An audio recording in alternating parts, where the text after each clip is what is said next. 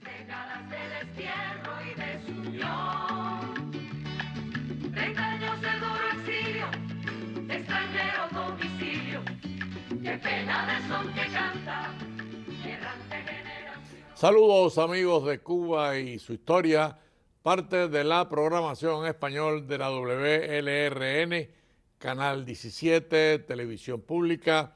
Mi nombre es Alberto Müller y Cuba y su historia en el día de hoy, pues obviamente cumple su promesa de esta serie de municipios. Estamos en Camagüey, nuevamente llegamos a Camagüey porque la temática era muy larga y preferimos hacer dos programas. O sea, esta va a ser la parte final de Camagüey. En la primera parte, pues bueno, hicimos la historia del municipio, dónde se creó el municipio, cómo se movió, la cultura, la riqueza. En el día de hoy vamos a la parte, yo diría, más atractiva, y es los mambises, la guerra, los hombres que defendieron a Camagüey. Y Camagüey tiene al Bayardo, Ignacio Agramonte. Nadie más grande que Ignacio Agramonte en la historia de Cuba. Martí tal vez más conocido, obviamente, el apóstol, pero Agramonte es único. Y por supuesto, además de Agramonte, Joaquín de Agüero, Salvador Cisneros. Pero para hablar de Camagüey no estoy yo no soy camagüeyano, pero quiero mucho a los camagüeyanos. Tenemos de nuevo con nosotros a Mariano Loré de Mola, que además es el presidente del municipio de Camagüey. Bienvenido, Mariano, otra vez a Cuba y su historia. Gracias, Alberto, por la invitación y gracias por ocuparte de esta. Esto es una labor muy buena y de mucha información, Sí. sobre todo para la juventud que necesita saber un poco de los sacrificios de todos estos mambises por la libertad de Cuba. Sí, claro. Y además tú que tienes en tu sangre todos los Loré de Mola, ¿no? En fin, vamos a empezar por ahí. Tu sangre mambisa, ¿por qué no? Si la tienes. Alberto, la guerra de los 10 años para los Loré de Mola fue catastrófica. La historia dice que hubo 16 patriotas camagüeyanos, Loré de Mola, que murieron en la guerra de los 10 años. Sí. No la guerra de independencia, en la de los 10 años. Sí, la primera guerra. En la guerra de independencia participaron muchos y llegaron inclusive hasta generales. Pero en esta, la de los 10 años, fue muy fuerte para ciertas familias camagüeyanas, que los españoles se ensañaron con ellos por sus actividades. No, además, tu antepasado, los dos Loré de Mola, estuvieron muy cercanos a Ignacio Agramonte. Oh, sí, ellos... Enrique, mi bisabuelo, era la mano derecha de Ignacio Agramonte y compañeros, amigos. No, el otro era más joven, era el más joven de la familia. Ese se alzó con 16 años de edad, el más joven, que ese fue el que más duró. Ese vivió la libertad de Cuba. Los dos vivieron la libertad de Cuba, porque el otro llegó también a la libertad de Cuba. Para empezar por los mambises, bueno, habría que empezar por Joaquín de Agüero, que háblanos un poco, que además le costó la vida, ¿no? Joaquín de Agüero cada vez que tú lees, es un individuo fantástico en la historia de Cuba. Y tristemente murió fue fusilado a la edad de 34 años. Joaquín de Agüero libera a sus esclavos en 1843, o sea, mucho antes de la guerra de los 10 años. Sí. Por supuesto, liberar a los esclavos en 1843 le creó con el gobierno español, inclusive con los nativos de allí, un problema grandísimo. Entonces, él tiene que salirse y viene a dar asilado a los Estados Unidos. Está un tiempo aquí y regresa a Cuba. Entonces se va a vivir a Guaymaro. Parece que él tenía familia ahí, se mete en Guaymaro y empieza a organizar. Porque era independentista. Independentista. Empieza a organizarse. Él era abogado, su señora era maestra de escuela, y entonces creó una escuela que más era para dar clases de independentismo y organizar la independencia. Ellos se organizan bien, hicieron 3 grupos en combinación con gente de Victoria de las Tunas, pero no sabían nada de militarismo y atacan a Victoria de las Tunas y lo estaban esperando. O sea, fracasan en el ataque. Fracasan en el ataque. Lo cogen a 5 de ellos, lo cogen y lo fusilan en Camagüey. Esos fueron los primeros mártires camagüeyanos por la independencia. Eso es 1851. Correcto. 1851. Entonces, y aparentemente había una aceptación grande de la sociedad camagüeyana en aquel momento. Las mujeres se cortaron el pelo en honor a esto. María Josefa, su esposa, cuenta la historia que a él lo sorprende porque María Josefa teje una bandera cubana y se la lleva al párroco para que la bendijera, porque esa era la bandera que iba a usar su esposo en el alzamiento que tenía preparado. Y la historia cuenta que ahí el gobierno español se enteró del ataque a Victoria Las Tunas y lo sorprendieron completamente. Hay una obra famosa de Martina Pierra. Martina Pierra es parte de la familia Borrero, que dedica un poema a la muerte de Joaquín de Agüero, que es un poema bellísimo, déjame decirte. Lamentablemente no lo traje, pero para los interesados en la cultura, ya hablamos en el programa anterior de la familia Borrero, pero bueno, el poema dedicado a Joaquín de Agüero fue un aporte a la cultura cubana, ¿no? Correcto. Pero por ahí viene también un mambís que todos admiramos, y me refiero a Salvador Cisneros. Salvador Cisneros Betancur es una de las figuras históricas más prominentes. Salvador Cisneros Betancur estaba a cargo de organizar el alzamiento en el 68 en Camagüey y Carlos Manuel de Céspedes en Oriente. Salvador Cisneros Betancur estaba en La Habana en el momento que Carlos Manuel de Céspedes da el grito de Yara y libera a los esclavos. Que adelanta el grito. Se adelanta. La sublevación de Camagüey estaba ligada a una expedición que venía a cargo de Manuel de Quesada, que es otro de los luchadores grandes. Manuel de Quesada venía con una expedición en el Gazbani que traía cantidad de municiones y armamento para suplir el alzamiento en Camagüey.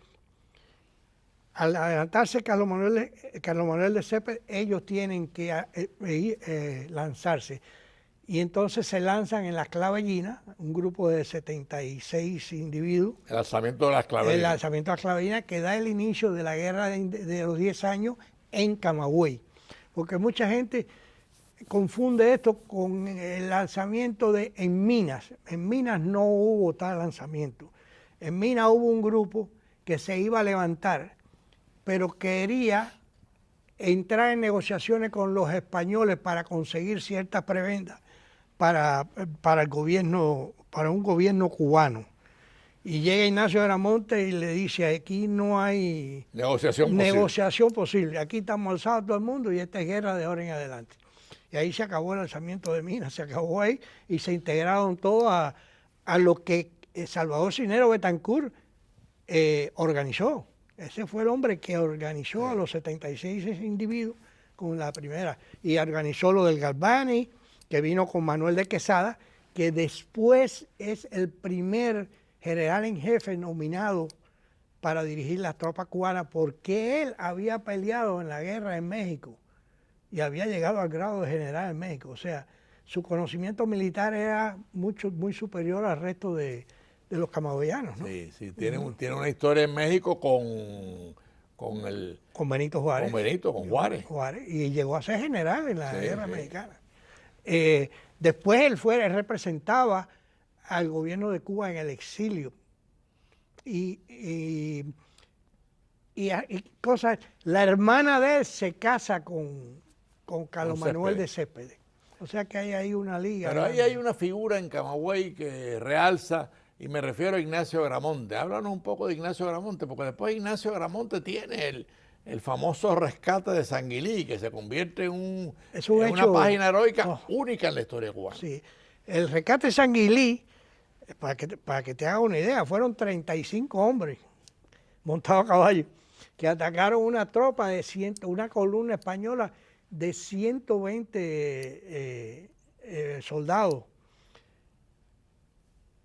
Esa columna española había cogido preso al general Sanguilí, que el general Sanguilí había venido en la expedición con Manuel de Quesada.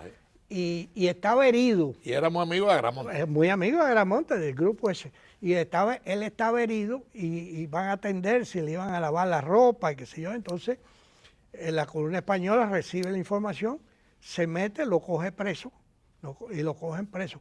Lo visten de españoles y empiezan a dirigirse hacia Camagüey. Ignacio Agramonte se entera, que le dan que lo habían cogido preso, y entonces manda a preparar. Manda al inglesito, Sí. al Riff, ¿no? Eso es muy bonito, esa anécdota. Manda al inglesito a seguir la columna española. A Riff. A Riff. Entonces viene y le dice, están acampados, están en tal lado, y él viene y entonces él pidió 35 voluntarios y se ofrecieron 35 voluntarios. El inglesito le lleva a Agramonte la información dónde está. Y entonces ellos se acercan, tocan al degüello y entran y mataron 11 españoles de la primera oleada. Sanguilí estaba vestido de español, pero empieza a gritar, ¡viva Cuba Libre, viva Cuba Libre! Para que no lo mataran, porque cuando la caballería entró y lo identifica, y entonces lo coge y se lo lleva. Y le dan otro tiro. En el abur de arranque le dan, el tipo que estaba cuidando a Sanguilí, el soldado, le da... Porque ya Sanguilí tenía unos cuantos tiros en el cuerpo. Unos cuantos tiros. Y le da otro tiro antes que se lo llevara, pero no le hizo nada y lo rescataron. Eso fue una obra, vaya, eso militarmente fue 35 hombres con 320 montados a caballo con un sable y más nada. Si esa historia de rescate de Sanguilí tú la lees y a veces tú dices, pero ¿cómo es posible que una fuerza mayor como la tenían los españoles, y además Sanguilí con dificultades en sus piernas? En sus piernas. ¿Y cómo es que Agramonte logra bien el rescate? Ahí está, mira, que la estatua famosa de Agramonte. Sí, esa estatua se le hizo a Agramonte en el 1912 se inició. Ese está en la Plaza de Armas de Camagüey, al lado de la catedral. Se inauguró en el 1919 y la señora de él, Amalia Simeoni, fue la que develó la estatua, junto con los generales Narciso López, Enrique Lorenán de Castillo, mi bisabuelo Enrique Lore de Mola, y el más pequeño de ellos, Melchor Lore de Mola. O sea, los más allegados a él estuvieron con ella en la develación de... Hay una cosa interesante que estábamos conversando antes del programa. Las estatuas de luchadores de Mambises por la independencia, cuando ponen el caballo en dos patas, como eso indica que el general murió en combate. Si no murió en combate, no pueden... hay una tradición ética dentro de los escultores que no pueden usarla. Esa lo hizo un italiano, y el italiano ese hizo la de Simón Bolívar, y que está en un caballo también. Sí. Y la de Martí del Parque Central, que es impresionante. Sí. Pero esa es una de las figuras más puras de la revolución, de la guerra de independencia, Ignacio Agramonte, porque no solamente era un jurista, era abogado, tenía unos conceptos muy grandes de lo que era la democracia, tenía la influencia americana, tenía la influencia francesa, estudió en la Universidad de La Habana. Sí. Era un individuo extraordinario desde ese punto de vista, pero era un soldado. En Camagüey se organizaron fábricas de machetes, fábricas de uniformes. Él era un militar con toda su... No, y tenía una concepción militar. Amigos de Cuba y su historia, para los que han sintonizado tarde, estamos en la segunda parte del municipio de Camagüey y por supuesto estamos en estos momentos con nuestro invitado Mariano Lore de Mola, presidente del municipio de Camagüey. En este mismo momento estamos comentando sobre Ignacio Agramonte, el Bayardo, una figura única en la historia cubana, una figura muy difícil de entender, pero además lo entregó todo por Cuba. Inclusive el concepto de él de caballería dice que era de él. Es de él. La caballería camagüeyana se desarrolla, era algo bien extraordinario y sorprendió a los españoles su manera de pelear de los españoles, porque la caballería, ellos tocaban lo que se llamaba degüello, y esos hombres eran su caballo, el machete que le decían paraguayo porque era grande, era un poquito más grande, largo, largo, y muchos llevaban un revólver de un solo tiro, o sea, después que tiraba a alguien, atacaba la cabeza, lo demás era a puro machete y a puro, era cuerpo a cuerpo básicamente, pero los caballos entonces los españoles inventaron lo que se llamaba la escuadra. Cuando ellos oían a degüello, ellos se viraban espalda con espalda para poder pelear en contra de la caballería que arrasaba cuando entraba. Sí. Se hizo famosa a nivel y los españoles tuvieron que cambiar su sistema de combatir para poder combatir. Sí, los españoles no estaban acostumbrados al ataque, a la caballería que atacaban de esa manera. Sí. Hay una anécdota, claro, nos saltamos en un minuto de Cuba a Venezuela, los famosos lanceros, de Bolívar, que cuando los españoles rodean a Bolívar, le piden que les permitan para romper el cerco, y los lanceros a caballo se lanzan y rompen el cerco. O sea, a mí me recuerda siempre cuando reviso esta anécdota de Agramonte, me recuerda a los lanceros de Bolívar, ¿no? Que sorprendían a los españoles. Sí, los tenían, o sea, los sacaron de su, como ellos acostumbraban a tener las guerras y a pelear, ¿no? Pero ya que estamos en Agramonte, Mariano, porque, y tú lo dijiste con mucha claridad, Agramonte era una mentalidad jurídica. Y ahí tenemos Guaymaro, la famosa constituyente de Guaymaro, porque los cubanos hacían las guerras y querían legalizarlo todo. Y eso es una tradición cubana muy interesante en la historia de Cuba, ¿no? Y háblanos un poco de Guaymaro, porque en Guaymaro está el espíritu de Agramonte. Sí, en Guaymaro, si tú analizas todo lo que pasó en Guaymaro, había dos facciones o dos tendencias de pensamiento. Una era de Agramonte y Salvador Cisneros Betancur, que era el gobierno con los tres poderes y un gobierno y un presidente electo por el gobierno ese de Cuba en armas. Y la otra es la de Céspedes, que era ¿cómo se llama? Un poquito más centralizado, todo más centralizado y todo basado en el ejército, ¿tú entiendes? Y ellos, la parte de Agramonte y Salvador Cisneros Betancur era más democrático, más abierto, una cámara de representantes con toda la... muy similar a lo que tenían los americanos, ¿tú entiendes? Una visión más legalista. Más legalista. Entonces ahí se discutió de todo, ahí si tú lees la constitución de Guaymaro, estaba adelantada 100 años a todo lo que había, ¿tú entiendes? Ahí se discutió hasta lo de la bandera, ahí se aprobó la bandera de Narciso López en la constitución de Guaymaro. Se hizo el primer presidente de la constitución, fue Salvador Cisneros Betancur, el primer presidente. Se eligieron los delegados, ¿entiendes? Se nombraron los jefes de las regiones, o sea, se hizo una serie de cosas. Y mira, ahí tenemos la foto de Salvador Cisneros Betancur. La mujer, y eso no se sabía mucho. Y ese es Varona. Enrique José Varona, que fue en la educación, lo que es la educación. Y hay una foto de la gran dama de la cultura cubana y camagüeyana, Gertrudis. Y ahí está Ignacio Agramonte, que era joven, era un hombre alto, un hombre de más de 6 pies. Más de 6 pies, sí. Ahí está Joaquín de Agüero. Que fusilan. Que lo fusila, a la edad de 34 años. Sí. ¿Y esta es Quesada? Este es Quesada, que yo te expliqué que fue general de la guerra de México y después fue general, primer general en jefe primer general en jefe de los Mambisi. De los Mambisi. Sí, un hombre, bueno, el apellido de Quesada. Él llegó en el Galvanic. En el Galvanic venía Sanguilí, en el Galvanic venía Sanguilí, venía Enrique Lonares del Castillo, venía una serie de patriotas, vinieron en el Galvanic y venían bien armados, bien armados. Entonces, ellos hicieron como 3 o 4 expediciones allí por las costas de Nuevita, ¿entiendes? Sí, uno de los que más trabajó en eso fue Loinás del Castillo. Loinás del Castillo, porque tenía experiencia de barco, entonces él se quería quedar y lo mandaron que no, que siguiera para organizar 2 expediciones más.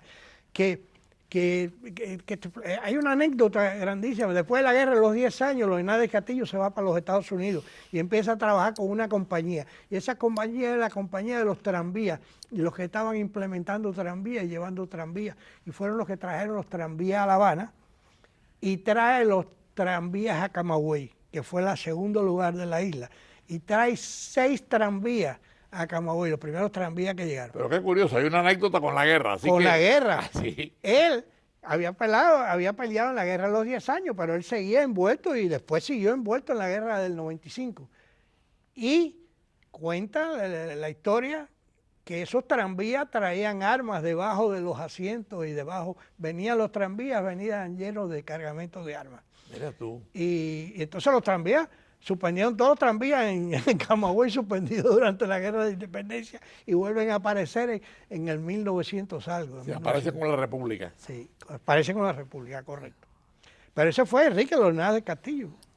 Pero bueno, hay una cosa que yo no quería pasarla, porque también Camagüey tiene figuras científicas de un respeto incalculable. Me refiero a Carlos Finlay. Correcto. Que es camagüeyano. Sí, cómo no. Entonces, háblanos un poco de... No, Finlay, la fiebre amarilla, ¿qué descubrimiento más grande? Es uno de los descubrimientos más grandes de la medicina. Sí, sí. Murieron miles y millones de gente, murieron por la fiebre amarilla.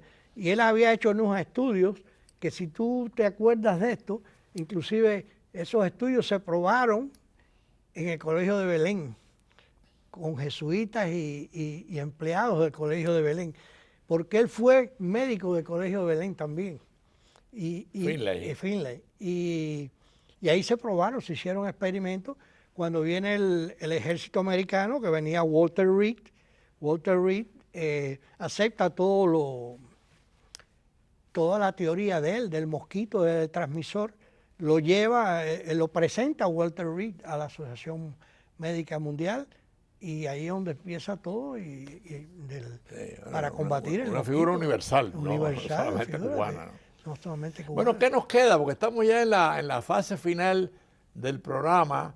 Hemos hablado, este es el segundo programa sobre Camagüey, claro, nos hemos concentrado en la cosa independentista, en Agramonte, Joaquín de Agüero, pero que no nos quede nada, para que algún oyente no nos diga, no hablaron de eso. Bueno, nos queda, se nos pasó en el primer programa, la belleza y las playas de Camagüey, Dios mío. Dios mío. Esa parte norte de ahí de Camagüey, la playa de Santa Lucía, esa es una belleza, y son kilómetros y kilómetros de playa. Ahí donde están todos los cayos, eso en la costa norte, que hoy en día hay hoteles allí, todo. Eso es una belleza de la... Es una zona muy parecida a Varadero, porque era una playa larga, ¿no? Es más larga, más grande en extensión que Varadero. Sí. Sí. Y las cuevas cubitas son bellas, y ahí los mambises se refugiaban mucho durante la guerra, y tenían había un paso dentro de la cueva. Tú llegabas por mar, y muchas expediciones llegaron, y entonces había un paso entre las montañas, porque no son muy grandes, un paso, y por ahí pasaban las armas en tiempo de la guerra de los mambises. O sea, por ahí entraban. Por ahí entraban. Y cuando cogen presa a la mujer de Ignacio Agramonte, la cogen cerca de ahí de Cubita, que el suegro de él tenía una finca allí, y ellos hicieron un arreglo para ir a que la mujer viniera con el suegro, con el hijo que él tenía, que tenía 1 año, y ahí estaba mi bisabuela, y él va con mi bisabuelo a verlas allí, ¿no entiendes? A verlas ahí. Y él había dejado postas por todos lados, y los españoles aparentemente hicieron una movida, una columna apuntó a ir a San Juan, hacia el camino de San Juan de Dios, y retrocedieron para atrás, y la cogieron presa a ella, a todas las mujeres que había allí, le quemaron la casa en la casa esa de la finca, al suegro, y se lo llevaron preso para Camagüey. Y entonces él la sigue junto con mi bisabuelo hasta que llegaron a donde estaba. Y estaban en la plaza de San Juan de Dios. Pero entonces se da cuenta que los oficiales españoles la estaban tratando con una deferencia muy caballerosamente, ¿tú entiendes? Y él pensaba que iban a usarla, ¿no? Y los oficiales se portaron extremadamente bien y la devolvieron a Camagüey, que después las obligaron a irse de Camagüey. Mi abuela termina en Nueva York y ella termina en Nueva York, Amalia Simeoni. Sí, que por cierto, es una relación romántica muy bonita la de Agramonte con Amalia. Las cartas de Agramonte a Amalia son, vaya, una cosa que impresionante, impresionante. Esto que te acabo de contar, él le cuenta a ella, esto que te está contando es una carta de él contando todo lo que él hizo y lo que le pasó.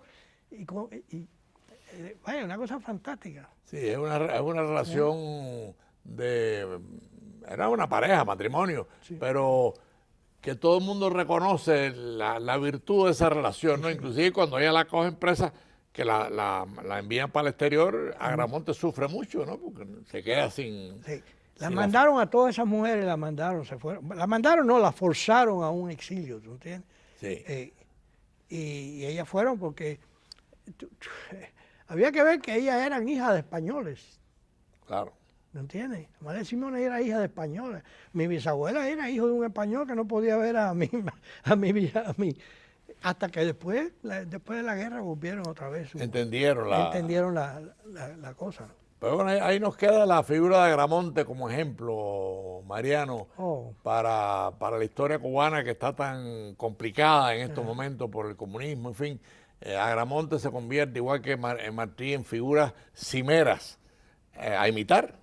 O sea, son figuras... Y las mujeres, Alberto, Ana Bettencourt. Ana Bettencourt, esas mujeres, si tú te lees el discurso de Ana Bettencourt en la Constitución de Weimar, en la Asamblea de Weimar, eso es para la historia. Impresionante. Ella no pedía el derecho al voto, sino pedía el derecho a pelear al lado el derecho de la mujer a pelear con los mambises. Sí, ese es la historia de la mujer cubana. Es una historia admirable y bueno, ya hablamos de Gertrude, ahora sale Ana Bettencourt, pero en fin, le dedicaremos un programa a ese o varios programas a ese tema, ¿no? Lamentablemente, Mariano, el tiempo se nos ha ido. Hemos cumplido el segundo programa sobre el municipio de Camagüey y una historia realmente pujante, una historia hermosa, una historia llena de virtudes y llena de grandeza. Así que te damos un minuto para que te despides rápido. No, yo te agradezco porque es muy importante que la historia, las tradiciones se mantengan, no solamente en Camagüey, a través de toda Cuba. Si eso se puede lograr, hemos ganado una batalla. No hemos ganado la guerra, pero hemos ganado una batalla. Bueno, amigos de Cuba y su historia, agradecemos a Mariano Loret de Mola, presidente del municipio de Camagüey, que nos haya acompañado en este segundo programa sobre el municipio, sobre Camagüey. Y tengan todos un domingo feliz y nos vemos el próximo domingo a las 4:30 de la tarde. De nostalgia, son 3 décadas de destierro y desunión.